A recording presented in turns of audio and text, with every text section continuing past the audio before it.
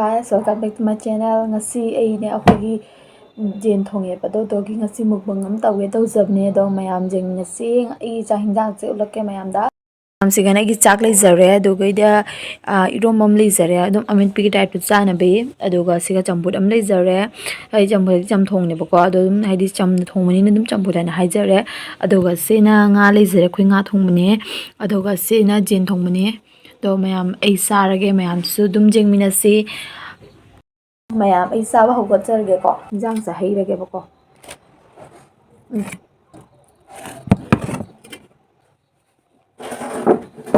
kan dai non pa sare do mangna acting to ba sei hinjang sa ai gira na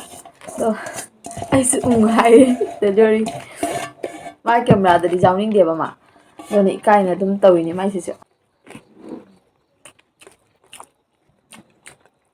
hawe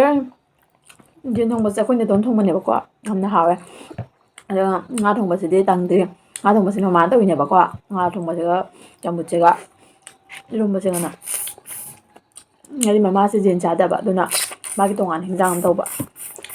nga nga thong ba ju ne ton to ma ai se ka hoi nga sai thong ba tam da ai ti jim de le ho da ba do na ai se ready made ta pot cha hen hai ta re sa ne thong da mi ne ko mi ne thong ba cha ni ready made pot cha hai ba ta ko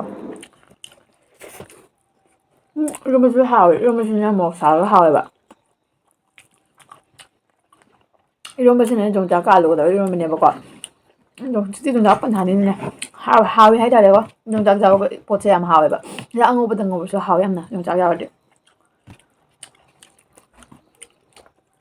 이제 진 하이브 뭔가 하이브 무슨 잠잠 잡은 건데 뭐 짜리 짜는 거. 그래서 잠지 잠 그리 좀 민들이 잡아 할 따라 이제.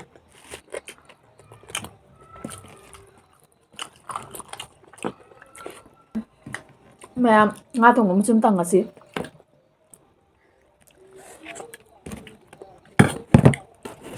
nga si nga to bodi na te ba khoi khajing ma cha do ado thong mani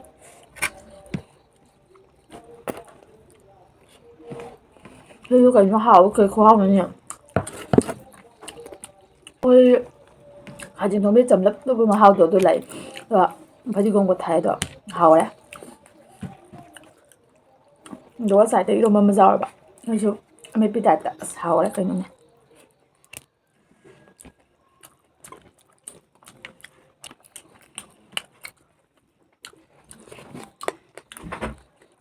anh là không có bây giờ bây giờ sẽ yêu tiền nhà bác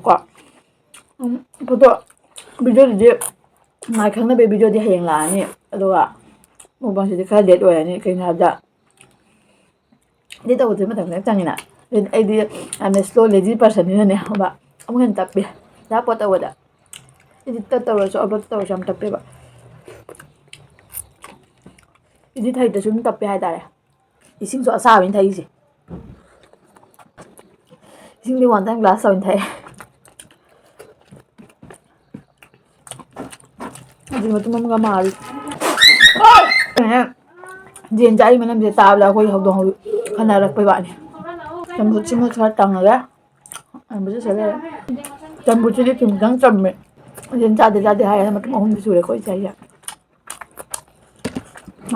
ngày hôm nay bây giờ làm ngoài á Hindustan cái chuyện đó mà gì trang năng là hào ấy protection luôn nan đâu em nghĩ đó nên nó bây giờ mà mua cái tăng sản phẩm thì nó hào cái nó bên này sẽ hào ấy rồi anh nên mua hàng pam như này mua cho nó chăm tắc tao lấy vậy chính là hào thì bây giờ nó hào rồi đó đối luôn mà sẽ giao bên này luôn mà sẽ cũng là giao bị chập chập nào nó bảo mà tôi mua hura lấy mà tôi mua cái nào em còn mà mua cái giao vậy đó nè mà mua tôi xin nó mang đi bị thôi khỏe đâu cả mà tôi mua mà lâu đấy mang đi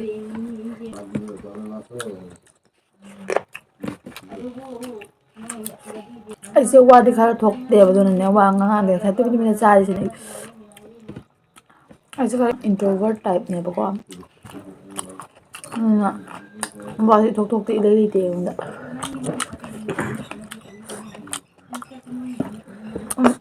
cha na sum mo gi tan jale cha si loi di ya hi phana ja me loi di je ba ngam da thong cha ga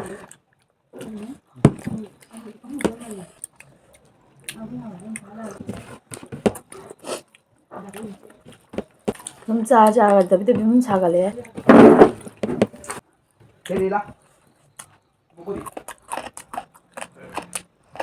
ꯆꯥꯕꯗꯤ ꯂꯣꯏꯖꯔꯦ ꯑꯗꯣ ꯍꯧꯖꯤꯛ ꯆꯃꯨꯠꯁꯦ ꯃꯍꯤꯁꯦ ꯈꯤꯇꯪ ꯊꯛꯀꯦ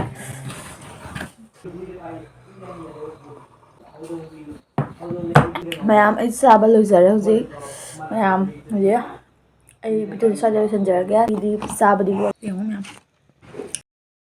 ꯑꯩ ꯍꯧꯖꯤꯛ ꯆꯥꯕ ꯂꯣꯏꯔꯦꯕꯀꯣ ꯑꯗꯣ ꯃꯌꯥꯝ ꯚꯤꯗꯤꯑꯣꯁꯦ ꯁ꯭ꯋꯥꯏꯗ ꯁꯨꯝ ꯂꯣꯏꯁꯤꯜꯂꯒꯦ ꯃꯊꯪꯒꯤ ꯚꯤꯗꯤꯑꯣꯗ ꯑꯃꯨꯛ ꯊꯦꯡꯅꯔꯁꯤ ꯃꯌꯥꯝ ꯑꯩ ꯚꯤꯗꯤꯑꯣꯁꯦ ꯂꯥꯏꯛ ꯁꯤꯌꯔ ꯁꯕꯁꯀ꯭ꯔꯥꯏꯕ ꯇꯧꯕꯤꯔꯝꯃꯨ ꯊꯦꯡꯛ ꯌꯨ ꯕꯥꯏ ꯕꯥꯏ